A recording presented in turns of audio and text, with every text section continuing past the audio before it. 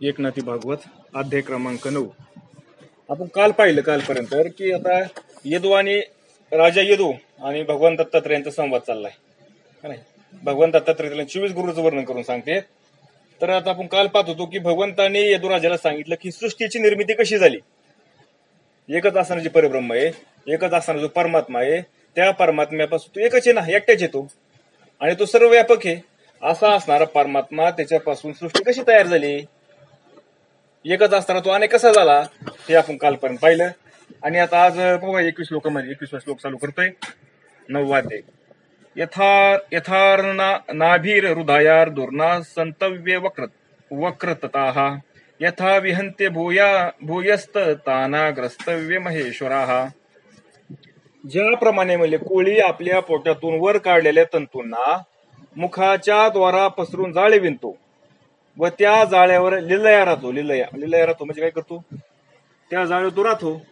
काय किडा मुंगी काय असेल त्याच्यामध्ये येऊन गुतलं की ते काय करतो, खातो. त्या चिकटत नाही, त्याला तो चिकटतो का, तो चिकटत नाही. पण बाकीचे मात्र आले बाकीचे किडे वगैरे आले तर ते मात्र त्याला चिकटतात, पण तो मात्र चिकटत नाही त्याला. आणि पुन्हा त्या तंतूंचा आपल्या शरीरातच उपसंहार करतो. आणि काय करतो, एकदा ते जाळं विणलं, त्याला वाटलं आता आपलं काम झालं, इथं थांबायचं नाही, आता दुसरीकडे जायचं. ते सगळं जाणं ते जाळं विणलेलं परत तो काय करतो, पर आणखीन आपल्या आत्म शरीरामध्ये घेतो. त्याप्रमाणे महेश्वर स्वतःतूनच विश्व निर्माण करतो आणि असून अलिप्त असूनही त्यात विहार करतो व शेवटी त्याचा स्वतःचा शरीरात उपसंहार करतो. जिकडे सांगितलं तसाच तो परमात्मा, तो भगवंत, त्याच्या स्वतःपासून तो विश्वाची निर्मिती करतो आणि त्याच्यापासून वेगळा राहून म्हणजे त्याचा काही संबंध राहत नाही. जसं कोळी त्या जाळ्याला चिकटत नाही, तसं तो परमात्मा ह्या विश्वाला चिकटत नाही, म्हणजे त्याच्यापासून अलिप्त येतो आणि अलिप्त राहून त्याच्यामध्ये विहार करतो, म्हणजे तो आनंद बघतो. आता हा जी खेळ चाललाय हा सगळा विश्वामध्ये जेवढा काही खेळ चाललाय ना संसाराचा, जन्माला यायचं, मरायचं, सुख भोगायचं, दुःख भोगायचं, हा काय त्या परमात्म्याचा खेळ आहे सगळा. आणि ह्या खेळाचा आत्मभोग काय करतो तो, ह्या खेळाचं खेळाचं जे ही सुख आहे तो घेतोय कोण, तो भगवंत काय पाहतो, जीव कसा दुःख पाहतोय, अनुतापाने कसा तापला जातोय, मग कसं तो माझा धावा करतो ईश्वराचा. मग तोच ईश्वर होऊन आलाय परत ह्या विश्वसृष्टीमध्ये. त्यांनी सगळं विश्व तयार केलं, ह्या विश्वामध्ये परत तो ईश्वर होऊन आलाय. आणि मग त्या ईश्वराला हा तो जीव कसा शरण जातो आणि मग भगवंत काय करतो, त्याला आपलाच करून घेतो. हा सगळा खेळ कुणाचा आहे, त्या परमात्म्याचा आहे. पण कसं आहे, हा खेळ खेळून तो वेगळा आहे, त्याला अलिप्त होत नाही, म्हणजे त्याच्यावरती चित्तावरती परिणाम होत नाही काही. आणि शेवटी त्याच्या स्वतःचा शरीरात म्हणजे तो उपसंहार करून घेतो. वर्णनाभे म्हणजे कांतिनी हृदय तंतू मुखे करुणी विस्तारी बाहेर काढूनी निजगुणी स्वभावे. वर्णनाभी म्हणजे नाभीतून तंतू काढणारा कोळी आपल्या स्वभावाप्रमाणे आपल्या अंगातून तंतू काढून त्याचा विस्तार करतो. वर्णनाभी म्हणजे आपल्या शरीरामधून, म्हणजे वर्ण नाभी म्हणजे बिंबीतून पोट, त्याच्यापासून त्या नाभीमधून काय करतो, हा तंतू म्हणजे ती जाळ काढतो. कोळी आपला नसतो का, ते जाळ विणतो तो, त्या जाळ्यामध्ये बसतो तो, हा तो कोळी आपल्या स्वभावाप्रमाणे, त्याचा जसा स्वभाव असतो ना त्याप्रमाणे त्या अंगातून तंतू काढतो, त्याचा विस्तार करतो, वाढवतो, तो त्याचं घर तयार करतो. 2 झाड असतील किंवा 2 काय असेल त्याच्यात असं जाळ विणतो त्या ठिकाणी. त्या विस्तारल्या तंतूवरी तळी आणि उपरी आपणची क्रीडा करी नाना परिस्तोलीला. त्या जाळ्यावर तो सहज क्रीडा करतो, सहज राहतो त्या जाळ्यावरती. तो त्या जाळी त्याला काय परिणाम होत, म्हणजे ते चिकटत नाही, गुतत नाही, तो काय होत नाही त्या जाळ्यावरती. तंतू विस्तारे खेळती लीला प्रत्यक्ष देखताची डोळा ग्रासून येणे हृदय कमळा ऐदोत कळा दाखवी. आपल्याला बाह्य दृष्टीने तो कोळी तंतूचे जाळे करून त्यावर खेळत असलेला दिसतो. आपण पाहतो त्याला, काय करतो तो, बाह्य दृष्टीने पाहतो ना आपण त्याला, की तो काय कोळी काय करतोय, ते तंतू काढतो, जाळे विणतो आणि त्या जाळेवर तोच खेळतो.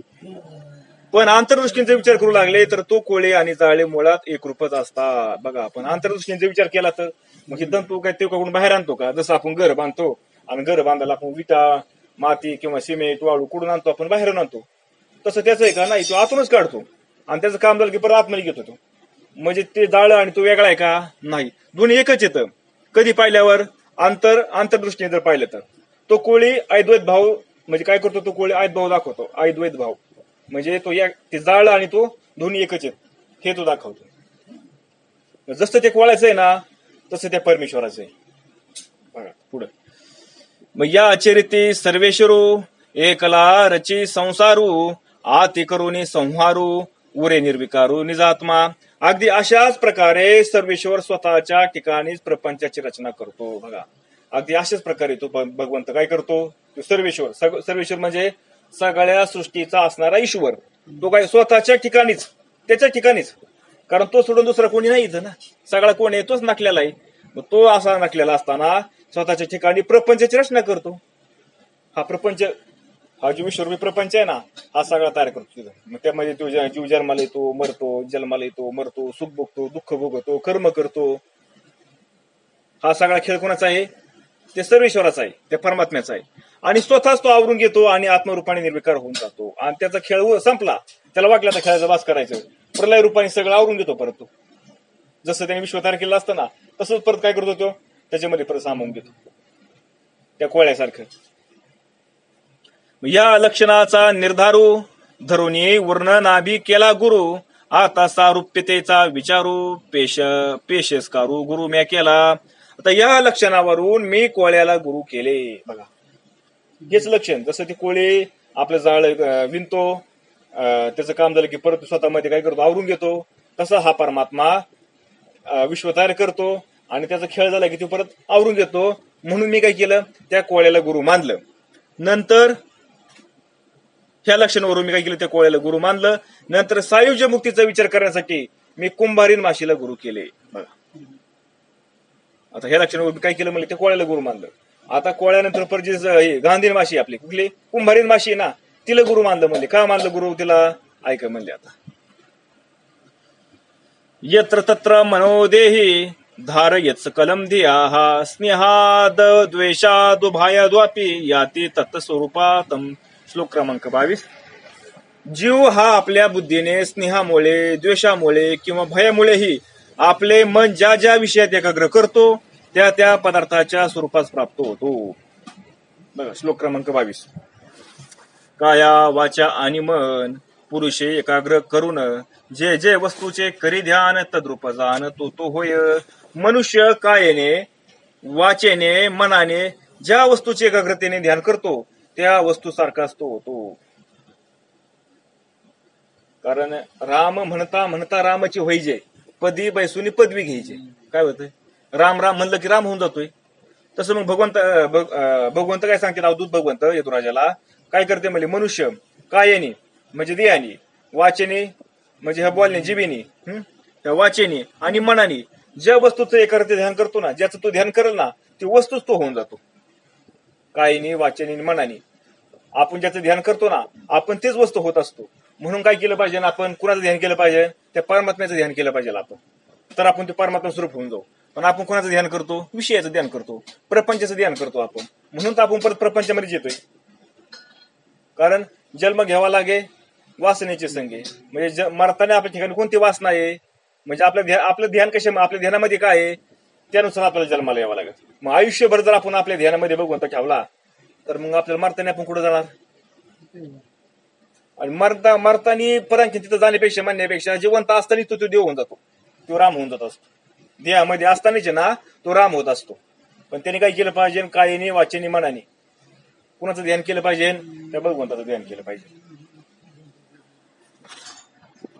स्नेह द्वेष अथवा भय दृढ ध्यान जेने होये तेने चित्तद्रुपता लाहे उभवणे भाई सांगतो. स्नेह असो, देश असो, द्वेष असो किंवा भय असो, जर एखाद्याला कोणत्याही वस्तूचा ध्यास लागला तर त्या ध्यासानेच तो वस्तुरूप होतो, असे अवधूताने हात वर करून प्रतिपादन केले.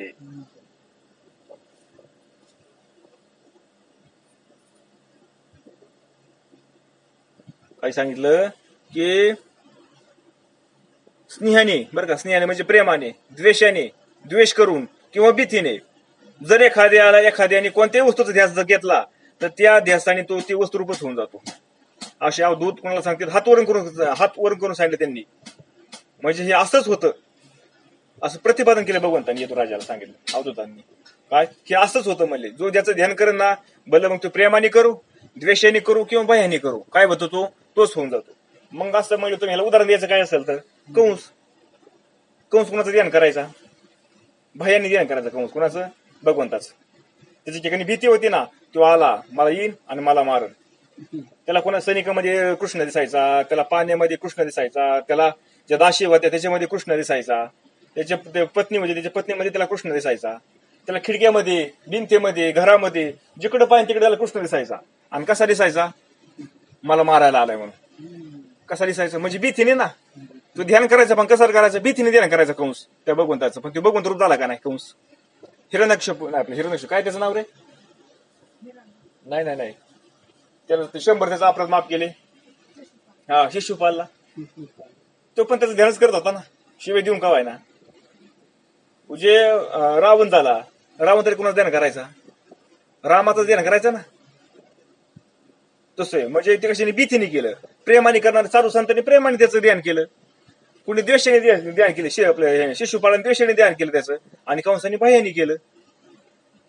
म्हणून देह गेली या तद्रुपता, होईल हे वचन वृथा, येणीचे देह येते असता तद्रुपता पावेजे. म्हणून देह पडल्यावर मग तद्रुपता लाभेल हे म्हणणे व्यर्थ आहे. म्हणजे काय? देह पडल्यावर म्हणजे तो मेला आणि मग म्हणले काय तो, मग त्याला मुक्ती प्राप्त होईल म्हणले. हे बोललंय ना, म्हणले हे व्यर्थ आहे, म्हणले हे मूर्खपणाचं बोललंय म्हणले. का? कारण देह असतानाच मनुष्य याच देहामध्ये आणि याच लोकांमध्ये भगवंताची कृप होत असतो. म्हणजे देह पडायचा आणि मग तो भगवंताची कृप व्हायचा असं नाही. असताना का होतो? कारण त्याला ज्यावेळेस सगळ्या ठिकाणी ते भगवंत दिसायला लागतो ना, त्यावेळेस तो तद्रूप झालेला असतो, ते भगवंताची कृप झालेला असतो, म्हणून तो त्याला भगवंत दिसतो. कीटपेश स्फुतम ध्यायम कुड्या तेन प्रवेशिताः याती तत्सात्मानम राजन पूर्व रूप सत्यजनम. श्लोक क्रमांक 23. म्हणून हे राजा, कुंभारीन माशीने भिंतीवर आपले घर करून त्यात आणून ठेवलेला किडा तिचे ध्यान करतो आणि आपले पूर्वरूप म्हणजे देह न टाकताच त्या कुंभारणीच्या सारुप्यास प्राप्त होतो, म्हणजे तिच्यासारखाच दिसू लागतो. अर्थात भक्त जर भगवंताची एकाग्रतेने ध्यान करील तर तो भगवंताची कृप होईल. यात काय नवले म्हणले? जसं म्हणले त्यांनी काही आपलं उदाहरण दिलं ना, कशाचं? स्नेहानी, द्वेषानी आणि बाह्यानी. ज्या पद्धतीने भक्त जसं काही ध्यान करे ना माझं, त्याप्रमाणे तो माझ्याशी एकरूप होत असतो म्हणले. मग ह्या ध्यानाने तो त्याच्याशी एकरूप होतो. ह्याच्यावरून म्हणले मी कुंभार माशीला गुरु केलं. आता बिनगुरुटी किटकी ते धरी, कोणती भिंती माजिले घरी, ते मरण भय ध्यान करे निरंतर भ्रमरीचे. कुंभारीन माशीने मातीचे घर करते आणि ती एक आळी धरून आणते आणि त्या भिंतीवर बांधलेलं तिचं जे घर आहे ना, त्या घरामध्ये त्याला कुंकून ठेवते. त्यामुळे त्या आळीला मरणाची भीतीने रात्रंदिवस कुंभारण्याचा ध्यास लागून लागतो. त्यामुळे ती आळी घाबरलेली असते. आता भयाने होती बरं का ती आळी, त्याच्या ठिकाणी भीती असते. काय भीती असते? कारण काही कुंभारी माशी तिला तिथं आणून ठेवते तिच्या घरामध्ये. पण नुसतं ठेवती का नाही, ही जाणार परत फिरायला, माघारी आली की परत काय करणार? तिला डंक मारणारी होती आळीला. आणि त्या आळीला डंक मारला त्या कुंभारी माशीने की त्या आळीची नुसतं लाही होती, तिच्या अंगाची सगळी आग होती सर्वांगाची त्या आळीच्या. म्हणून तिला भीती वाटते, आता ती येईल डंक मारीन. असं ती ध्यान करता करता ती माशीच होऊन जाते, ती कुंभारी माशी होऊन जाते ती आळी. तसं म्हणले तेने त्रिव ध्याने ती किटी होणे ठाके भिंगुरटे गगना चढे उठा उठे प्रत्यक्ष दृष्टी देखीजे. सततच्या ध्यासाने तिचे रूप पालकते. बघा, सतत त्याचा ध्यास केल्यामुळं त्या आळीने काय केलं? सतत त्या कुंभारी माशीचा ध्यास घेतला. त्यामुळे ती स्वतःच कुंभारीन होते व आकाशात उडून जाते. म्हणून काय होतं माहितीये का? आपल्याकडनं काय होतं? आपण फक्त ऐकतो, आपण पण ते ऐकलेलं आपण त्याचं काय करत नाही, आपण त्याचं मनन करत नाही आणि म्हणून त्याचा आपल्याला ध्यास लागत नाही. कोण ऐकत नाही सांगा बरं तुम्ही? भरपूर लोक कीर्तन ऐकतात, प्रवचन ऐकतात, पण त्याचं मनन करतात का? मनन करत नाही त्याचं. आणि मनन न झाल्यामुळे त्याला ध्यास लागत नाही. जोपर्यंत ध्यास लागत नाही ना, तोपर्यंत आपल्याला त्या स्वरूपाचा अनुभव येणार नाही. म्हणून ध्यास लागणं लय महत्वाचं आहे. भिंगुरटी जड असत मोड किडे तिचे ध्यान करीत, त्याने तद्रुपता प्राप्त तैसा भगवंत तव नव्हे. कुंभारीन माशी ही मूळ युनीतील असून नश्वर आहे. कुंभारीन माशी कशी? मूळ युनीतील म्हणजे कित्येक युनी मधली ना ती, आणि ती कशी नश्वर आहे, नाश पावणार आहे. तरी तिचे ध्यान करून आळी तद्रूप बनते. तरी सुद्धा काय होतं? ती आळी तिचं ध्यान करतं आणि तिचं ध्यान केल्यामुळे ती काय होते? ती माशी होऊन जाते. याचा अर्थ भगवंत मात्र तसा नाही. भगवंत तसा आहे का? म्हणजे जर त्या नश्वर माशीचं ध्यान करून जर ती माशी होत असेल तर मग जो सतत असणारा सच्चिदानंद असणारा जो परमात्मा आहे त्याचं ध्यान केल्यावर आपण का बरं परमात्मा स्वरूपाला जाणार? जायला पाहिजे का नाही आपण सुद्धा? पण आपला विश्वास आहे का तसा? म्हणून तो अजचिद्रूप सुखदाता ज्ञाता अधिकारी ध्यान करिता तेथे तद्रुपता पावता विलंबू सर्वता पैनाही. म्हणून तो आजड चेतन सुखदायी आहे. तो कसा आहे? आजड आहे, चेतन आहे, सुखदायी आहे. म्हणून त्याचे ध्यान जाणत्या व अधिकारी साधकांनी केल्यास तो तत्काळ भगवत स्वरूप होतो. कसा आहे परमात्मा? अजड. ही सृष्टी सगळी जडाची आहे. जड जड म्हणजे काय? जड आहे म्हणजे ते न हलणारी, न चालणारी, न बोलणारी असं जड येते, मिथ्या आहे. आणि तसं परमात्मा आहे का? नाही. परमात्मा कसा? आजड आहे, चेतन आहे. तू चेतना स्वरूप आहे, त्याची शक्ती आहे, ती एनर्जी त्याची. आणि तू कसा आहे? सुखदायी म्हणजे सुख देणारा, सतत सुख, त्याचं स्वरूप सुखाचं आहे. असा असणार तो परमात्मा. आणि त्याचं जर आपण ध्यान केलं तर जो अधिकारी साधक आहे ना, बरं का, त्याचा जर अधिकारी असेल ना, तो साधकाचा अधिकारी साधक जर असेल तर तो तात्काळ भगवंताशी त्या स्वरूपाशी कृप होऊन जातो. मग इथं अधिकाराचं वर्णन केलं. इथं कसा पाहिजे साधक? अधिकारी पाहिजे. कारण माऊली पण सांगतात ना, करील तो काही नव्हे महाराव परी पाहे बीज शुद्ध अंगी. काय करू शकत नाही सद्गुरू, काय करू शकत नाही तो भगवंत, काही करू शकते ते. पण तरी सुद्धा काय एखाद्या साधकावर कृपा करायची असेल ना तर त्याच्यामध्ये त्याच्या ठिकाणी आधीच बीज पवित्र पाहिजे, शुद्ध पाहिजे, तरच म्हणजे तो त्याचा अधिकारी पाहिजे, तरच त्यांच्यावरती ती कृपा होईल, अन्यथा होणार नाही. म्हणून काय सांगितलं इथं? अधिकारी सांगितलंय. किटकीस भ्रमरत्व जोडे हे त्रिव ध्याने न घडते घडे विचारिता दोन्ही मुळे जड जडे विधिले आळीला माशीचा आकार प्राप्त होतो. ती जी आळी असते तिचं ध्यान केल्यामुळे ती माशी झाली आणि उडून झाली. तिला कोणता आकार आला? माशीचा आकार आला. यावरून आशय दिसते की तीव्र ध्यानाने एरवी न घडणारी गोष्टही घडून येते. तीव्र ध्यान केलं ना आपण, ज्याचं ध्यान करू ना आपण, ते स्वरूप होऊन जात असतो. म्हणून जे तीव्र ध्यान करतो ना, जी गोष्ट घडू शकत नाही ती गोष्ट होत असते. माशी आणि किडा दोन्ही मुळे नीतीला आहेत आणि ध्याता आणि ध्येय जड आहेत. बघा, माशी आणि किडा कसं येतं? मुडी नीती मधले, मुडी म्हणजे खालची विनी मधले ते, आणि नश्वर येते. पण ध्याता आणि ध्येय जड आहेत. ध्याता म्हणजे ध्यान करणारा, आणि ध्येय ज्याचं ध्यान करायचं तो, हे कसे दोन्ही पण जड येतं. म्हणजे माशी पण कशी आहे? जड आहे. आणि त्याचं ध्यान करणारा ती किडा आळी ती पण कशी? जडच आहे. भगवत ध्यान नव्हे तैसे ध्याता भगवत द्रुपची असे ध्याने भ्रम मात्रे नाशे अनयाशे तद्रुप. पण भगवंतांचे ध्यान मात्र तसे नाही. आता त्या जड आळीने त्या जड माशीचं काय केलं? ध्यान केलं आणि ती माशी स्वरूप प्राप्त झाली. जर त्याच्यामध्ये असं होतंय तर भगवंत कसा आहे? भगवंत मात्र जड नाही. तो कसा आहे? त्या भगवंताचे ध्यान मात्र तसे नाही. म्हणजे कसं आहे? इथे ध्यान करणारा साधक मुळात कसा आहे? भगवत स्वरूपच असतो. आता जो साधक त्या ज्या परमात्म्याचं ध्यान करणार आहे ना, तो साधक कसा आहे? मुळातच तो ब्रह्मस्वरूप आहे, तो परमात्मा स्वरूपच आहे. फक्त त्याला त्याची जाणीव नाही, मी ब्रह्मस्वरूप आहे किंवा मी परमात्मा स्वरूप आहे म्हणून. त्याला त्याची जाणीव आहे का? नाही. आणि त्याचा फक्त मी देह आहे हा भ्रम ध्यानामुळे नष्ट होतो. पण त्याने ध्यान केल्यामुळे काय होतं? कारण मल, विक्षेप आणि आवरण 3 दोष येतं बघा. मल आणि विक्षेप यांनी काय केलेलं असतं माहितीये का? भगवत चिंतन करून नामस करून त्यांनी स्वतः काढलेलं असतं त्या साधकाने. त्याचं अंतःकरण पवित्र झालेलं असतं. आता आवरण सद्गुरू येऊन ते आवरण काढून टाकीत. आवरण काय? मी देह हे त्याच्या ठिकाणी आवरण आहे. तो देहाला मी समजत असतो. पण त्या भगवंताची कृपा झाल्यामुळं सद्गुरू आणि भगवंत सद्गुरू होऊन येतो त्याच्या ठिकाणी. आणि ते झाल्यामुळं जो फक्त मी देह आहे ना, हा जो त्याचा भ्रम आहे ना, हा भ्रम त्याचा मावळून जातो, नष्ट होतो आणि आपल्या सहज रूपाने म्हणजे भगवत रूपामध्ये घडतो. आता मी देह नष्ट होऊन गेला, शिल्लक काय राहतं? जे आहे ते शिल्लक राहतं ना. मग काय आहे?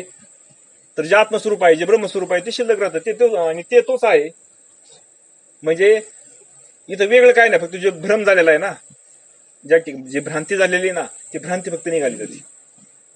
कारण भ्रांतीपासून हिरतले गुरु वाक्य मन धुतले आत्मस्वरूपी घातले हरुनिया. सद्गुरू काय करते? त्या भ्रांतीपासून आपल्याला बाजूला काढतात. येणे देह याची वृत्ती आपुली आपण न जाणे मुक्ते न घेवे भगवत पदप्राप्ती तै वृत्थावित वृत्ती नरदेही. ज्याला याच देहात याच लोका स्वतःला मुक्त करण्याचे कळत नाही आणि भगवत प्राप्ती करून घेता येत नाही, त्याचे जीवन व्यर्थ आहे. बघा, कारण भगवंताची प्राप्ती करणं मनुष्य देहामध्येच फक्त शक्य आहे. आता जो मनुष्य जन्माला येऊनही मनुष्याच्या जन्माला येऊन या देहामध्ये त्याला स्वतःला मुक्त करून घेता येत नाही ना, भगवत प्राप्ती करून घेता येत नाही, तिथं जीवन कसं आहे, सगळं व्यर्थ आहे, व्यर्थ. तो जन्माला येऊन त्यांनी काय केलंय, भार झालाय या पृथ्वीला काय झालेला आहे, तो भार झालेला आहे. म्हणून प्रत्येक जन्माला आलाय ना, प्रत्येक मनुष्य जन्माला आलाय त्या मनुष्याने आपलं हित आहे काय, आपलं हित असणार कोणतं, त्या परमात्म्याची प्राप्ती करून घेणं, आपल्या स्वतःच्या स्वरूपाची ओळख करून घेणं, हे त्याच्यामध्ये हित आहे त्याचं, आणि ते त्यांनी केलं पाहिजे, पण तो ते करत नाही. म्हणून वृथा त्याचे ज्ञान ध्यान, वृथा त्याचे यजन याजन, वृथा त्याचे धर्माचरण चैतन्य घन जरी नव्हे. म्हणून चैतन्य घन झाल्यापासून म्हणजे त्या परमात्म्याचे जे आपलं स्वरूप आहे ना, ते आत्मस्वरूपाच आपण ओळख करून घेतल्यापासून, बरं का, आपणच आपल्या स्वरूपाची ओळख करून घेतल्याशिवाय कोणाचेही ध्यान, बरं का, कोणतंही साधन केलं, मग ते शब्द ज्ञान असन, ते ध्यान असन, ते यज्ञ असन, पूजा अर्चा असन, हे सगळं व्यर्थ आहे, व्यर्थ. काय सगळं व्यर्थ आहे सगळं. मग एकच खरं कोणतं आहे, फक्त आपण आपली ओळख करून घेणं, एवढंच एक खरं आहे. कोण आहे मी नेमका, आहे कोण मी याचा करावा विचार, म्हणे ज्ञानेश्वर निवृत्तीचा, मी कोण आहे नेमका. आणि एवढी ओळख करून घेणं म्हणजे काय, ते कल्याणाची गोष्टी आहे आपली, ती आपल्या हिताची आहे. बाकी तुम्ही जेवढं काय करता ना, मग साधन करा, ध्यान करा, पूजा अर्चा करा, यज्ञ करा, हवन करा, काही करा, सगळं व्यर्थ आहे ह्याच्याशिवाय, बरं का, ह्याच्याशिवाय. मग ते करायचंच नाही का, ते करायचं ना, पण का ते करायचं, कशासाठी करायचं ते, की ते त्या आपल्या स्वरूपाची ओळख करून घेण्यासाठी ते करायचं. कारण त्याने अंतःकरण शुद्ध, जे साधनं आहेत ना सगळे, ती सगळी साधनं अंतःकरण शुद्ध करण्यासाठी. पण जर निष्काम म्हणून जर केलेलं आपण, निष्कामतेने जर ते साधनं आपण केले तर अंतःकरण शुद्ध होतं, आणि फळाच्या अपेक्षा ठेवून जर केले तर त्यांनी त्याचे फळ प्राप्त होतं संसारातलं. मग आपण कोणत्या साधने, कोणत्या विषयाने करतोय बाबा, की जर ते साधनं आपण निष्कामतेने केलं तर आपल्याला अंतःकरण शुद्ध होईल, आणि अंतःकरण शुद्ध झालं की आपल्या स्वरूपाची आपल्याला प्राप्ती होईल. म्हणून जर हे होत नसेल ना, तर सगळी साधने व्यर्थ येतं. मग तुम्हाला हृदयसिद्धी प्राप्त होऊ द्या, तुमच्याकडून चमत्कार होऊ द्या, तुमच्याकडून तुम्ही ह्या जागेवरून त्या जागेवर गुप्त होऊन जाऊ द्या, काही होऊ द्या, तुमच्या सगळी व्यर्थ, सगळं व्यर्थ आहे. आलं का लक्षात. म्हणून एवं गुरुभ्यम येतभ्ये यशाम्य शिक्षिता मती स्वात्मोपक्षितां बुद्धिम शृणु मे वदता प्रभो. याप्रमाणे या 24 गुरुपासून मी हे ज्ञान शिकलो. आता मी स्वतःच्या देहापासून काय शिकलो ते सांगतो आई. अशा प्रकारे दत्तात्रय सांगतात 24 श्लोक क्रमांक 24 की या आतापर्यंत जे 24 गुरु तुला मी वर्णन करून सांगितलंय, ह्या 24 गुरुंकडून मी हे शिकलो. आता माझ्या स्वतःच्या देहामधून मी काय शिकलो तुला सांगतो, ते ध्यान देऊन ऐक. असं सांगतो. अवधूत म्हणे यदोशी इतुकिया गुरु पाशी मी शिकलो जे जे मतीशी ते तुझं पाशी सांगितले. अवधूत यदुराजाला म्हणतात, हे राजा, अरे मी जे यथामती शिकलो हे तुला मी सगळं सांगितले. ज्या ज्या गुरुंकडे मी जे जे शिकलो ना ते तुला मी सगळं सांगितलं. आता निज बुद्धीचे या व्यतपत्ती काही एक शिकलो युक्ती तेही सांगिने तुझं प्रती अनन्य प्रती स्वभावे. आता मी तुला अनन्य प्रेमाने आणखी काहीतरी सांगणार आहे. बघा काय सांगणार आहे, अनन्य प्रेमाने. का, कारण तुझं माझ्यावरती विश्वास आहे, अनन्य प्रेम आहे ना, अनन्य भाव आहे माझ्यावरती, म्हणून तुला मी आणखीन काहीतरी सांगणार आहे. ते म्हणजे मी स्वतः चिंतन करून शिकलो ते. मग हे सगळ्यांकडनं मी शिकलो आणि ह्या सगळ्यांकडून मी सार काढलं. काय सार काढलं, की आपण काय केलं पाहिजे ना, नेमका मी कोण आहे हे सगळं मी माझ्या ध्येयामधून आणि हे सगळ्याचा काय केलं विचार करून. कारण ह्यांनी काय केलं, सगळा विचारच केला ना, हा विचार करून मी काय केलं, सार काढलं. सार, आणि सार म्हणजेच बोध आहे बरं का. हे सार म्हणजेच काय, बोध आहे. म्हणून आपल्याला सुद्धा, आपण सुद्धा काय करायचं, संसारामध्ये जगत असताना आपण संसार करतोच का नाही. मग ह्या संसार करत असताना, यातले कर्म करत असताना आपल्याला येणारे जे अनुभव आहेत संसारातले, ते संसारातले अनुभव आपण साधना करत असताना, परमार्थी साधना करत असताना त्याच्यामध्ये येणारे अनुभव, शास्त्र श्रवण करत असताना त्या शास्त्रामध्ये सांगितलेले त्याच्या ज्या गोष्टी आहेत ना, ह्या सगळ्यांचा मेळ आपल्याला बसवता आला पाहिजे. आणि ह्या सगळ्यांचे मेळ बसून जे सार निघन ना, ते आपलं कल्याण करणार आहे. आणि तेच भगवंत दत्तात्रयांनी केलं. आणि त्यांनी जे केलं ना, ते यदुराजाला ते सांगतात. आता त्यांनी जर ते केलं म्हणल्यावर तर आपण काय केलं पाहिजे, तेच केलं पाहिजे का नाही. नुसतं एक करून चालणार नाही आपल्याला, एकच गोष्ट कुठली पण, सगळ्याच आपल्याला काय केलं पाहिजे, सगळ्या गोष्टीतून गेलं पाहिजे आणि सगळ्याचा विचार करून नेमकं सार काढलं पाहिजे. आता त्यांनी काय सार काढला, त्यांनी काय शिकलं ते आपण आता बघू. 24 गुरूंचाही गुरु विवेक वैराग्य विचारू हा नरदेही लादे सदरू या लागी मुख्य गुरु नरदेही. म्हणून आत्मा व अनात्मा यांचा विवेक बघा, आता किती भारी विषय आला. आत्मा आणि अनात्मा याचा जो विवेक आहे ना, आणि वैराग्य यांचा विचार, या 24 गुरूंचाही गुरु आहे व मनुष्य देहातच तो पूर्णपणे लाभतो. म्हणून नरदेहात मुख्य गुरु आहे. म्हणून सगळ्यात मुख्य जे 24 गुरु सांगितले ना, ह्या 24 गुरुपेक्षाही हा जो नरदेह आहे ना, हा नरदेह सगळ्यात माझा मोठा गुरु आहे. म्हणजे का? कारण याच देहामध्ये आत्मा काय आहे, अनात्मा काय आहे, विवेक काय आहे, वैराग्य काय आहे, याचा विचार करता येतो म्हणले. कारण त्रिगुण असार, निर्गुण ही सार, सारा असार विचार हरिपाठ. काय सांगितलं माऊलींनी? आसार काय, सार काय, त्रिगुण आसार येतं, निर्गुण हे सार आहे, आणि ह्याचा विचार करून जे फैसला होईल ना, तो म्हणजे तो हरिपाठ. आपण कोणता हरिपाठ करतो? का इथं? कारण आता याला प्रमाणे, आणि त्या माऊलीने सांगितलेल्या अभंगाला इथं प्रमाणे काय सांगितलं? इथं आत्मा कुठे गेलं? आत्मा व अनात्मा याचा विवेक. आत्मा म्हणजे काय? निर्गुण निराकार. आणि आत्मा म्हणजे काय? त्रिगुण, तीन गुण. आणि विवेक म्हणजे काय? सारा सारा विचार. आणि वैराग्य यांचा जो विचार आहे ना, इथं विचार आलाय. पुढे काय आलाय? विचार आलाय. म्हणजे ह्या 24 गुरूंचाही गुरु आहे, जो ह्या मनुष्य देहामध्ये पूर्णपणे लाभतो. बघा, हा गुरु कुठं लाभतो आपल्याला? या मनुष्य देहामध्ये लाभतो. म्हणून नरदेह हाच मुख्य गुरु आहे. म्हणून नरदेह म्हणजे काय? हाच मुख्य गुरु आहे. हे एवढं सोपं नाही जे, हे एवढं सोपं नाही. हे त्या भगवंताची फार मोठी कृपा असते. त्या कृपेने आपल्याला हे सगळं श्रवण करायला मिळतंय, आपल्याला ऐकायला मिळतंय. लय भाग्य आपलं मागच्या जन्माचं.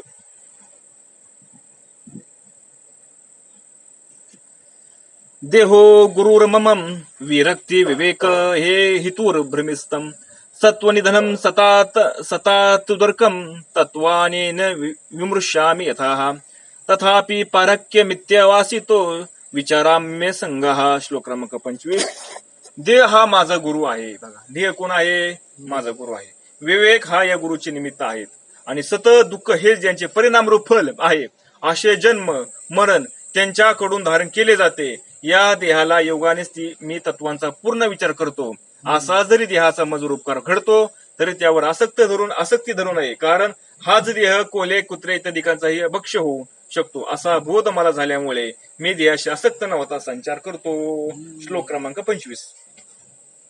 देहाशी जी गुरुत्व जाणा ते दो प्रकारी विचक्षणा सांगीन त्याच्या लक्षणा संरक्षणा परमार्थ. काय सांगितलं? म्हणून हे राजा, अरे या नरदेहाला 2 प्रकारे सृष्टीत्व आलाय. आता तुकाराम महाराज पण सांगतात काय? हा देह कसा आहे म्हणले? घाणे म्हणले, सगळा मळमूत्राचा रांदा आहे म्हणले. का नाही? ह्याच्यामध्ये सगळं काय? मळे मूत्र आहे, मासे, का नाही, शरीर काय, हाडे ह्याच्यामध्ये सगळे काय हाडे येत. असा असणारा हा देह वरून काय केलेलं आहे? त्याला चर्म म्हणजे कातड्याने त्याला वर शिवलेला आहे. कातड म्हणजे पोत आहे, आणि त्या पोतेमध्ये सगळं भरले. असा असणारा घाण देह. एवढा जरी घाण असला ना म्हणले, तरी पण त्याच्यामध्ये गोष्ट चांगली. म्हणजे ती कोणती? बघून चिंतन करता येतं म्हणले. कानोबा तुझी घोंगडी चांगली आहे का ना अभंग तो? कानोबा तुझी घोंगडी आमाशी का दिली वांगुली रे. तसं हा जो देह आहे, म्हणून हे राजा, हा जो नरदेह 2 प्रकारे सृष्टीत्व आले आहे म्हणले. याला परमार्था रक्षणाचे हेतूने मी त्याच्या खुणा किंवा वैशिष्ट्य गुण सांगतो. तसं आता ह्याच्यामध्ये यांनी काही सांगितलं होतं त्यांनी की हा देह चांगला कसा आहे.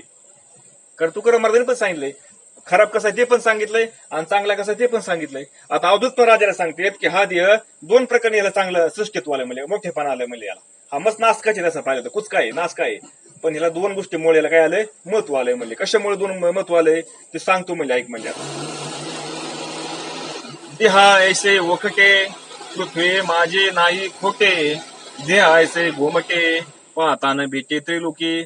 सगळ्या जगात देहा इतकी वाईट काहीच नाही. बघा आता ऐका, आता सुरुवातीला देह खराब कसा आहे ते सांगतात. देहा इतकं वाईट आहे ना, काहीच नाही दुसरं. देहा इतके चांगलेही काही नाही. देहा इतके वाईट पण काही नाही, आणि देह इतके चांगले पण काही नाही. असं कसं काय म्हणता हो तुम्ही? कारण हे दोन्ही गोष्टी कशा येतात? समोरासमोर विरोधामधले आहेत ना. एक तर देह चांगला तरी असू शकतो किंवा वाईट तरी असू शकतो, पण तुम्ही चांगलं पण सांगतात पण वाईट पण सांगतात. मग असं कसं काय होईल? पण तसं होतंय. कसं होतंय ते सांगितलंय बघा. आता ओखटे म्हणून त्यागावे ते मोक्ष सुखाशी नागवावे, हो का गोमटे म्हणून भोगावे ते अवश्य जावे नरकाशी. देह वाईट म्हणून देहाचा त्याग करावा तर मोक्ष सुख मिळणार नाही. देह जर वाईट म्हणलं ना, का बरं? कारण तो नास काय कुच काय म्हणून त्याला वाईट म्हणलं. आपण मग कशीच बघितला हा सगळं मळमूत्राचा बांधा या का नाही? मळमूत्र, मांस, हाड, आणि वरून त्याला कातडीचं पोतं केलंय, त्या पोत्यामध्ये सगळं भरलेलं आहे. म्हणून तो वाईट आहे, घाण येतो. पण असा जरी असला तर याचं म्हणत हा वाईट आहे म्हणून त्याचा त्याग जर केला आपण, किती राहिलं रे?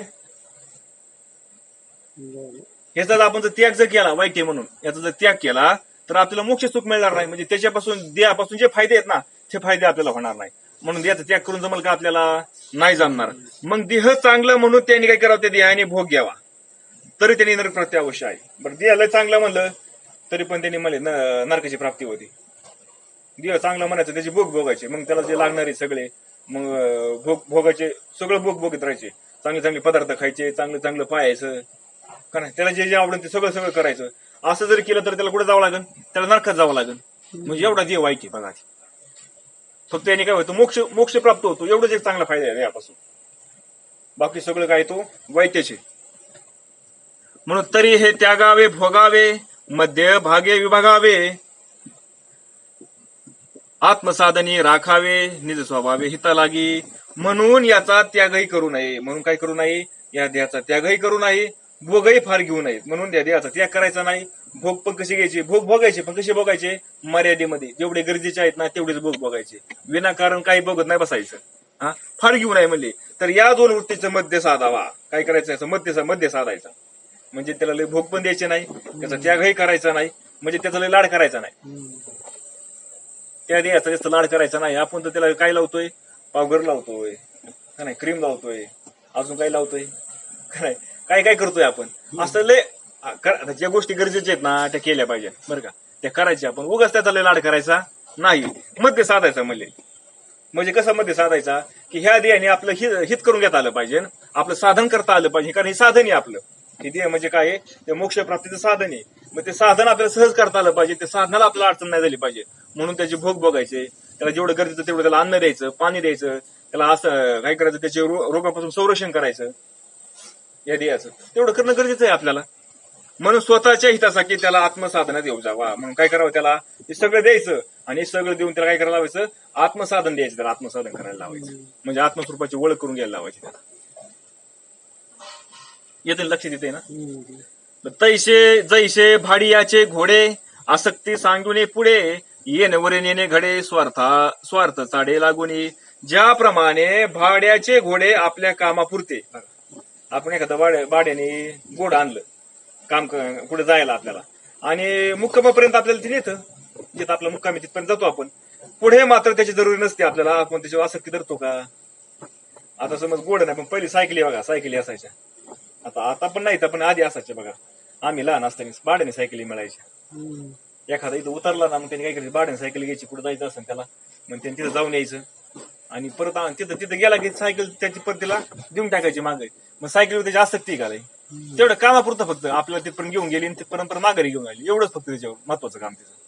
मग लय म्हणतो काय माझी सायकल येईन, मग तिला रंग देऊन, मग तिला सजवून, असं काय करत बसतो का तो भाड्याच्या सायकलला, काहीच नाही. तसं म्हणले फक्त तेवढ्या पुरतं महत्व द्यायचं ते द्यायला, कामापुरतं.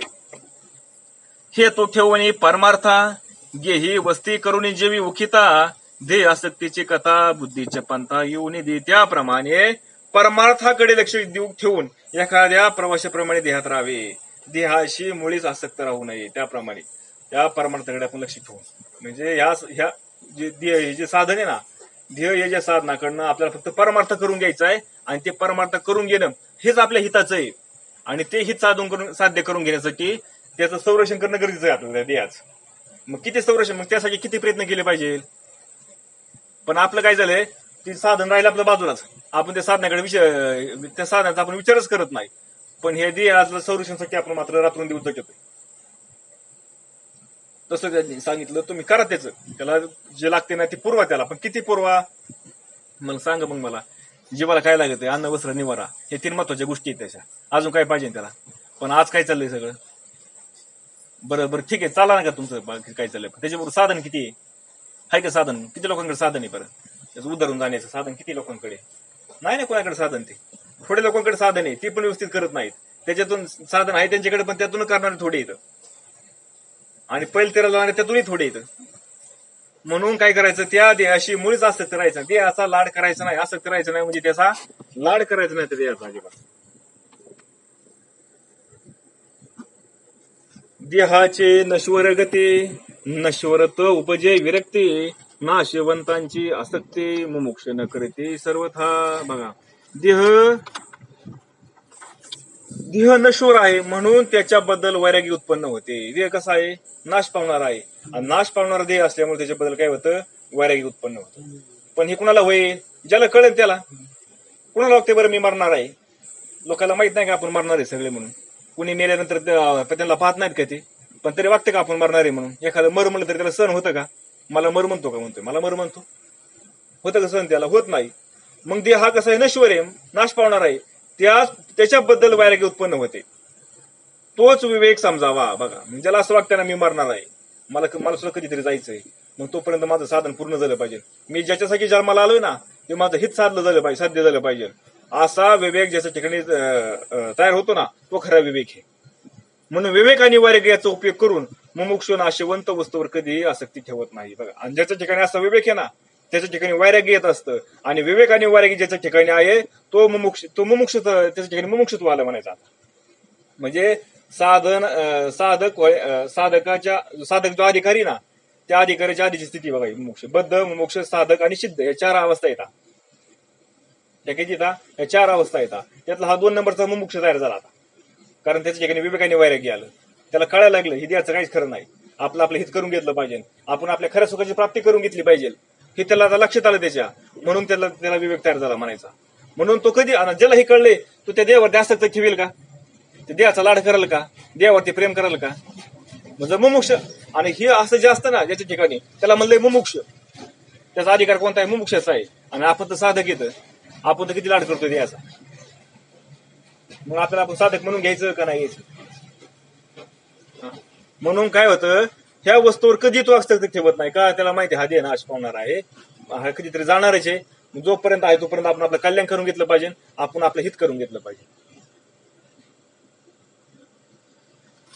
जेणे उपजे विरक्ती तो विवेक जाणावा निश्चिंती ये विवेक वैराग्य प्राप्ती निजयुक्ती नरदेही. म्हणून विवेक वैराग्य यांची प्राप्ती नरदेहातच होऊ शकते. बघा, म्हणून हा जे नरदेह आहे ना याच नरदेहामध्ये विवेकाची वैराग्याची प्राप्ती करून घेता येत असते आपल्याला. इतर देहामध्ये या विचाराचं निर्माण होत नाही. इतर प्राणी फक्त पोट भरणे, प्रजा उत्पादन करणे इतकाच त्यांचा उपयोग करतात. कुठं करता येतं? फक्त याच देहामध्ये, या मनुष्य देहामध्ये फक्त ते साध्य करता येतं. बाकीच्या युनीमध्ये तो विषयच नाही अजिबात. बाकीच्या युनीमध्ये काय फक्त पोट भरायचं आणि आपले संतान निर्माण करायची तेवढंच आहे. फक्त मनुष्य देहामध्येच असं आहे की पोट भरायचं, आपली प्रजा वाढवायची आणि आपलं कल्याण करून घ्यायचं, आपलं हित करून घ्यायचं. इतर देहाच्या ठाई हा विचारूचे नाही, केवळ शून्य दर पाहे व्यवसावदही करिता ते. या लागी नरदेह निधान जेणे ब्रह्म सायुज्य घडे गमन देव वांछिते मनुष्यपण देवाचे स्तवन नरदेहा. या स्तव नरदेहा ठेवा आहे. म्हणून हा नरदेह म्हणजे काय? एक चांगल्या प्रकारचा ठेवा आहे. त्याच्या योगे ब्रह्मसायुज्य जाता येते. म्हणजे काय होतं या देहामुळेच ब्रह्माच्या जवळ जाता येते. ब्रह्माशी एकरूप होता येतं आपल्याला. ब्रह्माशी काय सायुज्यता म्हणजे काय? त्याच्याशी एकरूप होणं, म्हणजे तेच होऊन जाणं, ते ब्रह्मच होऊन जाणं ते करता येतं. म्हणून देवादिकांनाही नरजन्म हवा असतो म्हणून ते नरदेहाची प्रशंसा करतात. म्हणजे स्वर्गातले देव आहेत ना, स्वर्गातले देव, ब्रह्मलोकातले देव, हे जे सगळे देव आहेत ना ह्याला काय वाटतं? आपल्याला मृत्यू लोकांमध्ये आपल्याला मनुष्याचा जन्म प्राप्त व्हावा का? म्हणजे आपल्याला त्यातून सुटका करून घेता येईल असं देवाला सुद्धा वाटतं. म्हणून ते नरदेहाची प्रशंसा करतात देव. जर देव ह्या नरदेहाची प्रशंसा करतात म्हणल्यावर आता आपल्याला ते मिळाला का नाही? मग आपण आपलं कल्याण करून घ्यावा का नाही करून घ्यावा? पण आपण काय करतो? या संसाराचा विचार करीत बसतो. आपण बघितलं काय सांगितलंय? ध्यान कशाचं केलं पाहिजे? कायाने, वाचेने, मनाने त्या परमात्म्याचं ध्यान केलं पाहिजे. आणि त्याचं ध्यान केलं तर तो परमात्मा होईल. पण आपण त्याचं ध्यान करण्याच्या ऐवजी आपण कुणाचं ध्यान करतो? संसाराचं ध्यान करतो. माझं कसं होईल, माझ्या पोरांचं कसं होईल, माझ्या पत्नीचं कसं होईल, माझ्या नवऱ्याचं कसं होईल, सगळ्या ह्याचा विचार करतो. बरं यांचं कोणापासून काय राहतं का? काय राहत नाही. हे सगळं माहिती आहे आपल्याला, तरी पण आपण काय करतो? ह्यांचं ध्यान करतो. मग आता आपण सांगा बरं, आपण खरं परमात्मा स्वरूपाला आपण जाऊ का? ह्यांचं ध्यान करता करता परत ह्यांचं जन्माला येऊ, परत मग ह्यांच्यामध्ये परत जन्माला येतो कुत्रा होऊन आणि बसतो. मग करा बघते काय करत येडं मारित दारामध्ये जाऊन बसतो, टाकतो त्या तुकडा मला. म्हणून काय केलं पाहिजे? ह्या नरदेहाची देव सुद्धा प्रशंसा करतात. ह्या नरदेहाचा फायदा करून घेण्यासाठी तो आपण फायदा आता आपल्याला मिळालाय ना, आपण फायदा करून घेतला पाहिजे. मनशी नरदेह पावन परितो अत्यंत निंद्य जाण युनिदारी ज्याचे जनन पाठीचे मरण लागलेसे. म्हणून एका दृष्टीने हा नरदेह अत्यंत पवित्र आहे. म्हणून जरी नरदेह नासका आहे, कुचका आहे, घाण आहे, सगळं आहे, बरोबर आहे म्हणले, पण ह्या एका गोष्टीमुळे हा कसा आहे, पवित्र मानलं त्याला नरदेहाला. एवढा सगळा घाण आहे, पण फक्त त्याचं काय स्वतःच हित करून घेता येतं, त्याला जन्ममरणाचा फेरा बाद करता येतो, त्याला मुक्ती प्राप्त करून घेता येते. म्हणून हा देह कसा अत्यंत पवित्र आहे. पण असेच म्हणावे तर तो निंदेही आहे. बघा, आपण असंच म्हणावा तो निंदे आहे. का? कारण त्याची उत्पत्ती युनिदारी होते, मरण त्याला अटळ आहे. का निंदनीय आहे? कारण तो जन्मतो कडून घाण जागेमधून जन्माला येतो आणि त्याला शेवटी परत मरण आहे. त्याला आतापर्यंत कोण जन्माला आलेला वाचलाय का? प्रत्येकाला मारावं लागले, म्हणून त्याला मरण त्याचं कसं अटळ आहे, म्हणून तो निंदनीय पण आहे. एवढा सगळा घाण असणारा, एवढा निंदनीय असणारा, फक्त एकाच गोष्टीमुळे त्याला काही म्हणलंय, चांगलं म्हणलंय साधू संतांनी. ती गोष्ट म्हणजे त्याला त्यांनी त्या देहामध्ये त्याला मुक्ती प्राप्त करून घेता येते. जव जन्मलेची नाही तो मरण लागले पाही, गर्भाच्याची ठाई मरण घाई धाकती. जन्म झाला न झाला तोच मरण तयारच असते. बघा, जन्माला आला ना जीव, जन्माला आल्याबरोबर लगेच त्याचं मरण कधी आहे ना, लगेच त्याच्या पाठीमागं असतं. घडी घडी काळ वाक्याची पाय, अजून किती आहे अवकाश. काय काळ काय करतो, घडी घडीला वाट पाहतो, याचं किती शिल्लक राहिले, याचं किती. जन्माला आलं की लगेच सुरुवात होते त्याची. काळ लगेच त्याला चिपटूनच आहे, त्याला काळ सोडतच नाही. आणि काळ सोडत नाही म्हणून त्याच्यामध्ये काय होतं, परिवर्तन होत चालतं. त्याला काळ चिकटून असतो ना, म्हणून परिवर्तन. कारण क्षणाक्षणा काय होतं, क्षणाक्षणाला तो मरत असतो. का मरत असतो? क्षणाक्षणाला मरत असतो, जन्मतही असतो. आता जन्माला आला एकदा, आई मातेच्या युनी तू जन्माला आला, तू बाळ, आणि जन्माला आल्यानंतर जन्माला आल्यानंतर तो जसा होता ना तसा राहतो का परत? त्याचे म्हणजे बदल होतो का नाही? मग त्याच्यामध्ये बदल झाला म्हणजे जे आधी जन्माला आलं होतं त्याच्यामध्ये बदल झाला, म्हणजे पहिले मेलं आणि नवीन तयार झालं. कारण ह्या शरीरामध्ये अनंत पेशी येतात. बघा, आपल्या असंख्य पेशी येतात. या घडी घडी काय होत असते, जन्माला नवीन तयार होत असतात, नवीन मरत असतात. तसं तसं देहाचा आकार बदलत असतो. आतमध्ये पेशींचे ना सारखं जन्माला येणं मरणं सतत चालू आहे. आणि त्या जन्माला त्यात मारतात म्हणून देहाचा आकार काय होतो, आधी वाढत असतो, हळूहळू मोठा होत जातो. मोठा झाला की परत हळूहळू त्याचं वय कमी, जसं वय त्याचं जास्त होईल ना तसं तसं वृद्ध होत जातो. परत बालपणामध्ये येतो, तारुण्यामध्ये येतो, मग परत नंतर प्रौढ होतो, आणि नंतर परत वृद्धावस्थेकडे सर्व दुखायला लागतो. हे कशामुळे होतंय सगळं? सतत त्याचं मरण चालू आहे, जन्माला चालू आहे, सतत मरण चालू आहे. का? कारण ते पेशीमध्ये परिवर्तन होतं ना. ते पेशी मरत त्यात जन्माला त्यात, मरत त्यात जन्माला त्यात, म्हणून ह्याच्यामध्ये देहामध्ये परिवर्तन होतं. म्हणजे हा देह काय होतोय, सतत मरतोय, नवीन तयार होतोय, मरतोय, नवीन तयार होतोय. पण हे आपल्या लक्षामध्ये येत नाही. कळतं का आपल्याला? सांगा बरं. हे कळत नाही आपल्याला, पण फक्त परिवर्तन झालेलं मात्र दिसतं का नाही बाहेर. लहानपणीचा जो फोटो पाहिला आपण, जन्माला त्याचा फोटो काढा आणि तिथून पुढे 25 वर्षाने फोटो काढा, त्याचा किती परिवर्तन झालेलं असं त्याच्यामध्ये. मग हे परिवर्तन कसं काय झालं? ते एकदम झालं का? ते नाही ना, हळूहळू होत गेलं ते.